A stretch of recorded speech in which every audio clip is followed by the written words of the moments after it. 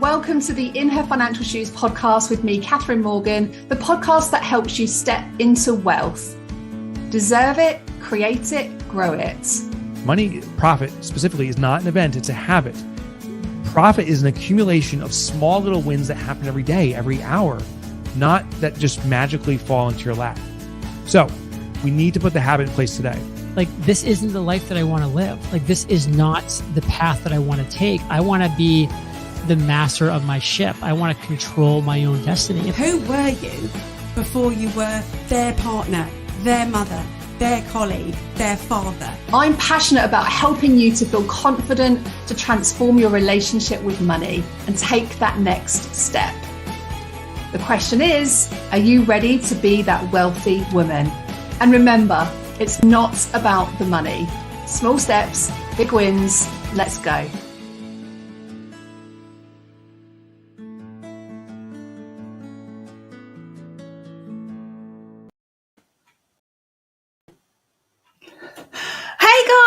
Welcome to the In Her Financial Shoes podcast. For those of you that have been watching live, did you like the little video? That's the first time I've played this live.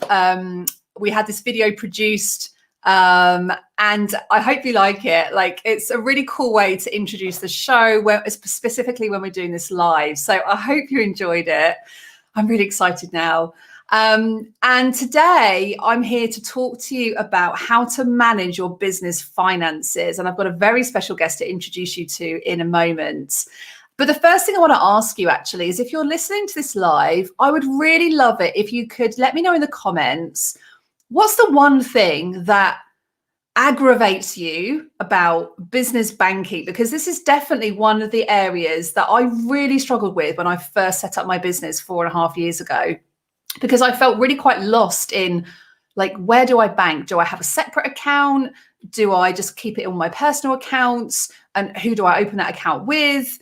And I had actually quite a poor experience with another bank of that early stages of setting up a business, because it's complicated enough, isn't it, when you're first starting out? So I really want to hear from you guys that are listening live today. What's the one biggest challenge that you have with business banking? And maybe share with me your experience, perhaps, of your own business finances. Because what I want to talk to you about today is I want to introduce you to Starling Bank. Now, for those of you that have been listening to the podcast for some time, and also to some of our recent episodes, will know that we have partnered with Starling Bank recently. They are now sponsoring our podcast, which we are incredibly grateful for. Starling really changed everything I do about managing my personal finances and my business finances. They've been really pivotal, not just in the practical ways of managing money, but in my own relationship with money. For those of you that have listened to my previous episodes, I use my personal Starling account to help me get out of debt in my early 30s. And they were really pivotal in helping me through the features that they offer to get out of debt and now be in a very different situation of managing my money very, very differently. And I think when it comes to business finances as well, in particular, sometimes we don't pay enough attention to the business finances because we're more comfortable to look at the personal stuff, or maybe the other way around. Like, let me know in the chat if you're listening to this live. Do you feel more comfortable with your personal finances or your business finances? And I really want to talk today to the head of business banking at Starling Bank. We're very, very grateful to have a lady called Symmie with us today, who's the head of business banking at Starling Bank. And she's going to share with us some information about the journey of Starling Bank, the kind of accounts and businesses that they support, talk you through some of the features that they have available within their own services that can support you in your business finance journey. So let me just bring Symmie into the video. So, hey, Symmie, thank you so much for being here with us. Hey, Catherine, it's a pleasure to be here. Big fan of your podcast. Thank you so much. Thank you. We were having a bit of a giggle before we came live that on StreamYard, which is the platform that we're streaming this on right now, it reverses everything. So the plant that's currently on my left is actually on my right in the screen. And me and Symmie were like, we look wonky. Making me feel a bit better because that was my opening comment. So yes. So we're here to talk wonky about our business finances. So Symmie, I would love to, first of all, just know a little bit more about, like, tell us a little bit about your journey at working for Starling Bank. Sure, of course. So I actually joined Starling about a year ago to head up their small business banking area. Before that, I actually worked in investment banking, so on the other end of the banking spectrum. So I previously spent 8 years advising entrepreneurs and medium-sized businesses on how to grow their business, raise money, sell businesses, buy businesses, and really think about their overall banking strategy. And then I moved into strategy and operations to say, well, actually, how do we use technology? How do we build the right products in order to support our small business customers better? But it's really a privilege and an honor to actually work at Starling, because now am I not only helping entrepreneurs who are our customer base, but it's great to be working in an entrepreneurial, fast-moving, female-led banking environment. So getting the best of both worlds there. Yeah, like I can't believe, like, it was about 2 years ago now that I read the statistic that said that it wasn't until the 1960s that women could actually have their own bank account. And now we've got, you know, the CEOs, Anne Bowden, who is a woman, clearly, who has created this incredible online challenger bank and is now, as you described there, you know, leading this space from a female perspective. I just think that's incredible that less than 50, 60 years ago, we couldn't even open our own bank account. I think representation really matters. So it's fantastic to have Anne not only start a bank, but lead it. And, you know, a large number of her management team are female. And it really, you know, it's such a big difference from what I had when I started, when I was basically the only woman in a team of 20 and then the only woman in a team of 50. So, you know, it's fantastic. And I think it makes a big difference for female entrepreneurs as well to see that and to know that they're being supported. It really does. Like, our new strapline on our podcast is, you know, are you ready to be that wealthy woman? And a lot of women don't feel like they can be role models or leading role models in their businesses. They, you know, we often hold onto a lot of guilt and shame that, can we even run successful businesses? So it's great to have Starling Bank really pioneering some of that change.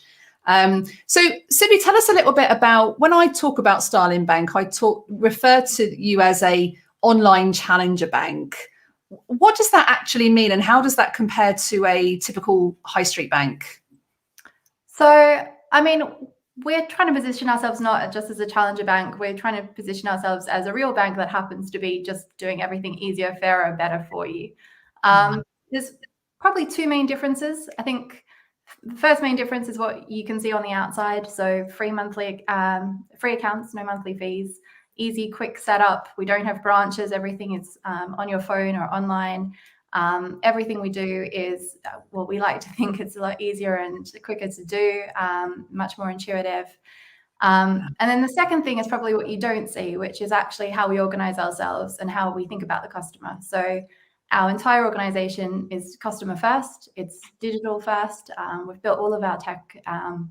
So, you know, we're constantly changing things every single day, tweaking things in response to customer feedback. And I think that means that we can be really innovative, really nimble, move quickly. And so it's not just the features you see today that make us different from the high street, but probably more what you're going to continue to see and how to continually evolve and make things better for you to run your business. Yeah, I love that. You know, that innovation piece, there's a lot of businesses out there that will be listening to this, you know, wanting to create more innovative ideas and concepts themselves. But then actually to have that available through the way that we're managing money, I think is really, really clever. You know, that because, you know, technology, whilst it has its, you know, its kind of challenges sometimes, I think that technology definitely enables us to have more readily available access to things, to be able to speak to somebody. I mean, the number of times I've gone into my Starling app and just spoken to somebody within like a couple of minutes. I was having a conversation with my traditional high street bank over in Jersey the other day, because I was gutted that I couldn't have an account in Jersey with Starling Bank for some Jersey technical reasons. And this was our normal high street bank, of which I won't name, but it took me 3 days to get through to this particular department to get any assistance. So I love how you're embracing using that technology to be able to help to support customers in their businesses. That's been a really important part of how we've thought about it, because we have UK-based 24/7 customer service, and we think that's a really important part of convincing people that to take that leap. I think for a lot of people, it is scary to get rid of, their traditional bank. And so it's not only the customer service we have in the app, but, if you do have any questions, there is someone real at the end of the phone or the chat or the message in the app. So yes, it's a big part of our proposition. Yeah, amazing. And they're super friendly too. What type of businesses do you specifically support at Starling Bank? So we support sole traders. We also support limited companies and limited liability partnerships. We can support charities that are registered as limited companies and community interest companies. But, in terms of types of businesses, we have everything from pharmacists to lawyers, real estate agents, electricians, hairdressers. I think we have a carbon neutral paints business, some vegan snacks, and of course, technology businesses, consultants, anyone in between. So I think people sometimes think that we're really just for tech enabled customers, but we have people from, I know you've got a kite card, so, from kids to, people in their 90s and, anything in between. How do when you mention like 90-year-olds, how do the 90-year-olds respond to managing their finances using an app? I think that it's probably not every 90-year-old, but I think a lot of people have learned, particularly over the last year, how to work things, WhatsApp, FaceTime, if you want to see your grandchildren. So, I think when you've been shut away or shielding in particular, it's been really helpful to be able to do things on your app. So, I think a couple of weeks into lockdown last year, we actually released a connected card, which meant that, anyone that was shielding could order additional cards for free and load money onto them so people could go and help them with their shopping, whether it was neighbors or friends or volunteers. So I think those sorts of features and that people that were older were encouraged to get the app. Yeah, that's great. And are there any specific features that you provide within the app, within Starling Bank, that perhaps differ from the traditional high street banks? So I like to think that everything about the app differs. So in that it's a lot more intuitive and easy to use. We have the spaces feature, which I know you love, which makes it really easy to divide your money up and, pay your profit first, keep money aside for investments or, VAT and tax. Not so much in the app itself, but in the online banking, we also have the business toolkit, which allows you to take care of all of your financial admin aside from and around your business banking. So that's invoicing. So you can set up an invoice within the bank account, send it out by connecting in your email. And then when people pay you, it automatically matches up as well. You can do your VAT and you can do your tax there as well and keep a list of all of your bookkeeping. So attach digital receipts and, basically organize your financial affairs all within your bank account, which I think is really different and really special. Yeah. Does that save business owners then from using the likes of software like Xero or Wave or software that they're maybe paying additional money for? I think for some businesses, using our toolkit is probably cheaper and does all the same things that they need from those from the applications. There will be businesses that, as they grow, it makes more sense for them to use something like Xero or QuickBooks. And for them, we actually have automatic and instant real-time integrations with those accounting platforms, which is actually really, really valuable and probably one of the most valuable features of the account. It means that, while you're doing everything that's running your business, your financial transactions are automatically updating into your accounting software. So no need for reconciliations. You don't need shoeboxes of receipts, etc. So we're really thinking about how do we make, your business account part of enabling you to grow your business rather than, a task in and of itself. Yeah, that's a really interesting point. I must admit, I haven't really explored the business toolkit yet myself. We do integrate, though, our Starling account into Xero. So everything just automatically feeds through, which is fabulous. It saves my accountant a whole bunch of work. But the POTS facilities there, just to touch on that as well, Symmie. So within the app itself, we have these like spaces, which I call money pots. So we have the ability to be able to go in You can put pictures behind them. You can give them specific names. You can put goal target amounts on them. You can automate it so money goes into them automatically each month, or you can do it manually. And I just think it's such a revolutionary way of managing money in your business. And if you haven't listened to my previous episode talking about the Profit First model, we've interviewed Mike Michalowicz, who's the owner of Profit First, actually, on the podcast too. So I'll drop a link in the show notes when you're watching this on the replay live, or you're listening on the podcast, so you can check those out.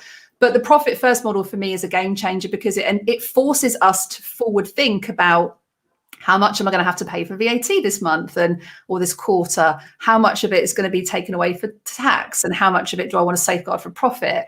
But it gets you forward thinking. So rather than budgeting, which is all very much about looking back in the past, what have we spent, and then quite frankly just normally beating ourselves up for the fact that we've overspent and shooting on ourselves, is it forces you to think, forward thinking in your business, which I think for a business owner, cash flow forecasting and predicting what might be ahead is something that a lot of people get really scared about.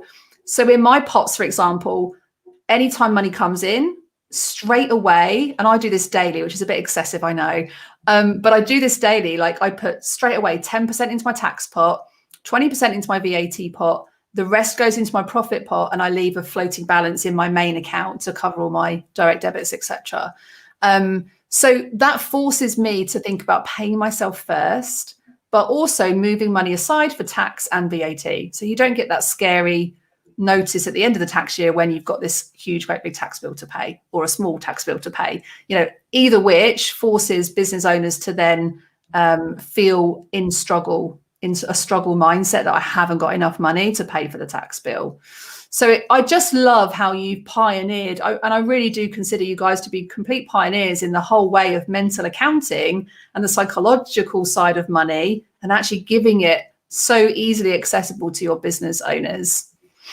It's really nice to hear. I think the spaces are my favorite feature as well. They're so easy to use, and I think it really transforms how people feel about their accounts, in that, you feel it's an easy way to feel very much in control. We have spending analytics and auto categorization of your expenses. So I think when people sort of flip through the app and see those in combination with being able to plan ahead with the pots, I think it's a really easy way to feel that you understand your finances and you can make good decisions about your business without, fancy spreadsheets or, really worrying about it too much. Yeah, I mean, oh my goodness, I do have one spreadsheet in my business, but that's literally because my ops manager was almost like, you have to have this, Catherine. I was like, okay, I will embrace the spreadsheets. But other than that, I'm literally doing this now. I can go into my app, I can go into my spending, and I can go back to last month, and I can see exactly under each category: marketing, VAT, staff, admin, workplace, food and drink, travel, equipment. I can literally see what I've spent every single month in categories. And I don't know about you guys listening to this, but it's really useful to know where you're leaking money in your business via categories.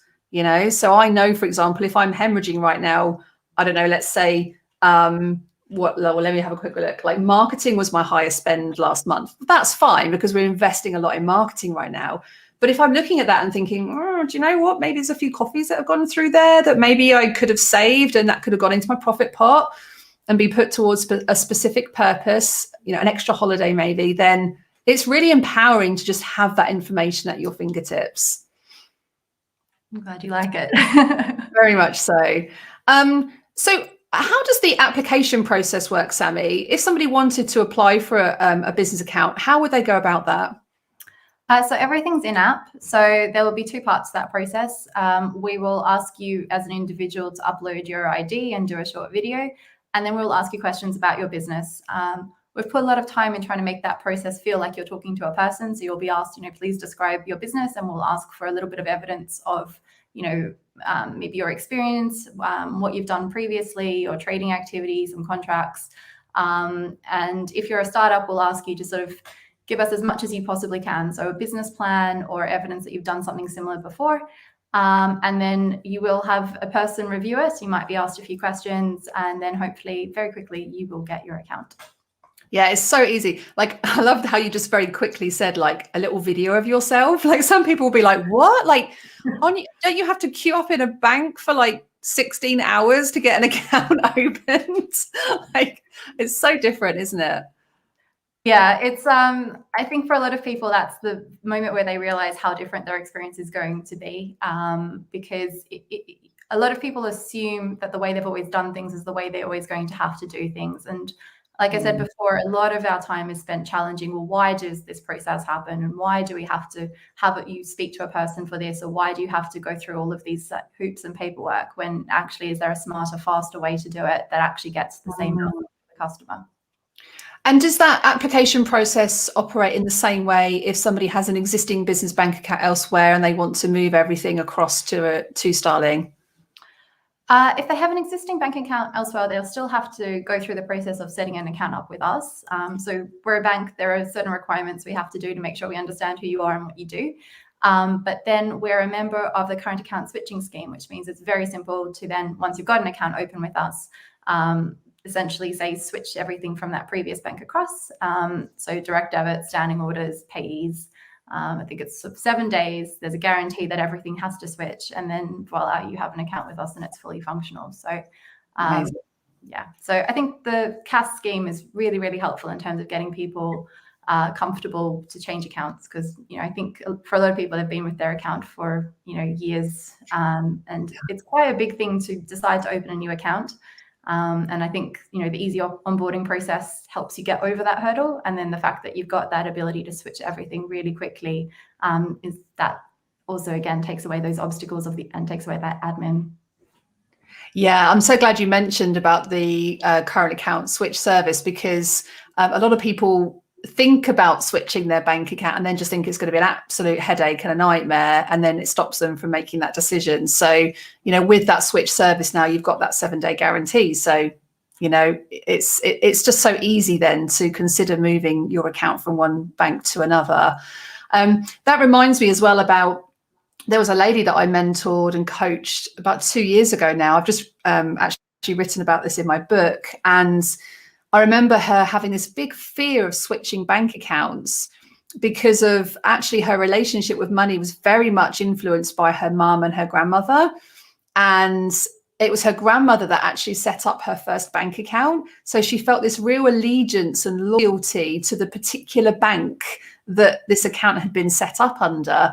And it was really interesting just to kind of talk about that with her and explore that actually what was limiting her or stopping her from moving her account, even though logically she knew it made more sense to move to, in fact, we were talking about Starling, is what was stopping her was this limiting belief somehow that, but what would my grandmother kind of say about that? And then we talked about the fact that Starling was, founded by a woman, and all of a sudden she was like, wow, like it's okay, it's safe for me to move my bank account. So it's interesting when we say things like, well, I've just had this account for years, we can sometimes have an emotional connection to where we store our money.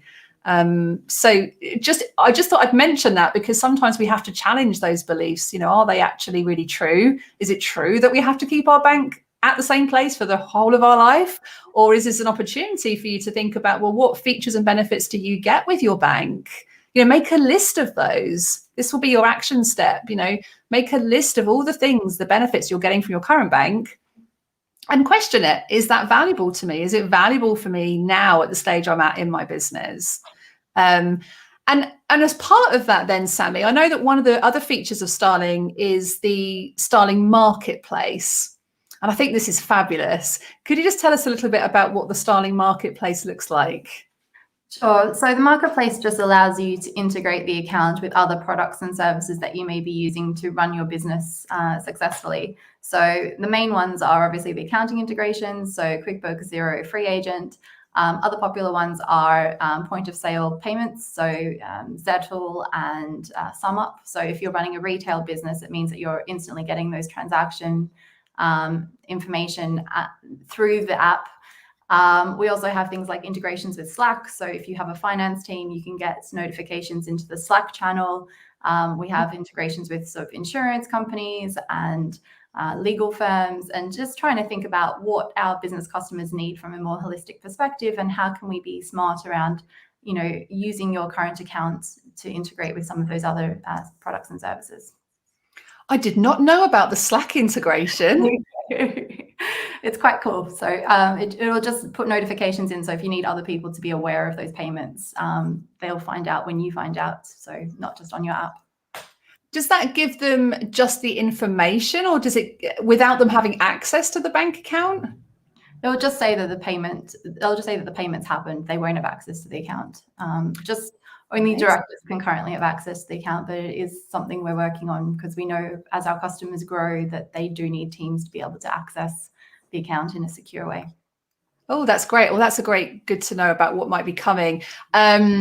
So I'm going to tag my ops manager in this video because actually we have to screenshot every time a manual payment comes in that isn't through Stripe. I have to screenshot it to her or go can you just make a note of this on our tracker? So that's brilliant. I'm just going to I'm going to get that all hooked up later this afternoon. Great. I'm glad this was useful. That's fabulous.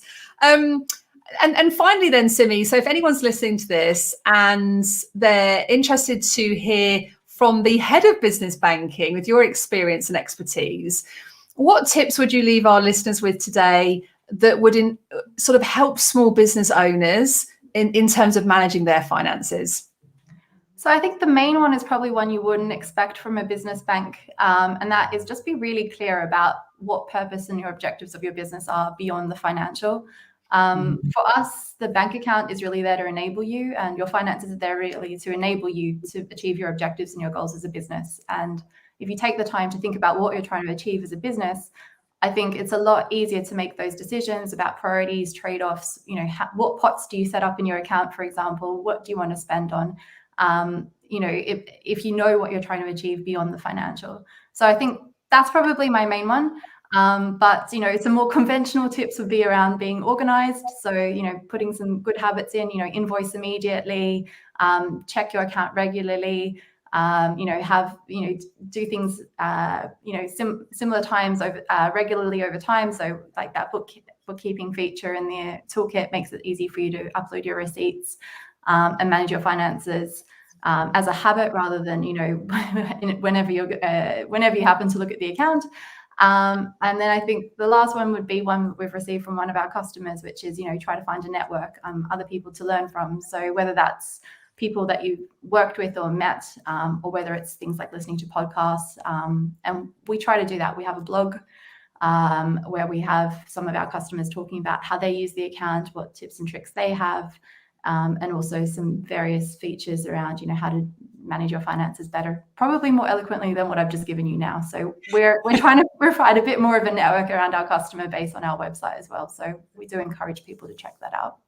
Oh, that's fabulous. No, that's great. And actually that just reminds me, Symmie, of we wrote a blog ourselves as well, actually, about 15 tips on helping small business owners to manage their finances. So again, I'll pop a link to that in the show notes as well. But I loved how you talked there about, it's almost like it links into this giving every pound a purpose, one of our sort of golden rules of, getting financially naked, understanding your numbers, and then actually giving every pound a purpose so that you can bring it back to more than just the numbers. So it's not just about the money, it's about what that money brings to you that makes all the difference. So that's absolutely fabulous. And if anybody wants to know more then about opening up a Starling account, Symmie, where would be the best place for them to head to right now? So starlingbank.com will have more details on how to sign up, but you can also obviously just download the app and go through the process immediately. There's lots on our website around the best features, how to use us. And like I said, there's a blog on there as well, which useful information for small businesses. Yeah, that's fabulous. Thank you so much. And if anyone's listening to this live, actually above this video, you should see a direct link there to the Starling app, so you can have a little poke around and see whether that's something that sparks your interest. And we'll pop a link to that in the show notes as well from the podcast. So thank you so much, Symmie, for coming to spend some time with us today to talk about how we can manage business finances. Thank you so much for your time and your wisdom. It's been an absolute pleasure to talk to you today. Thank you so much, Catherine. It's been a lot of fun. Thanks, Symmie. And thanks, guys, for listening. I'll catch you all next week. See ya.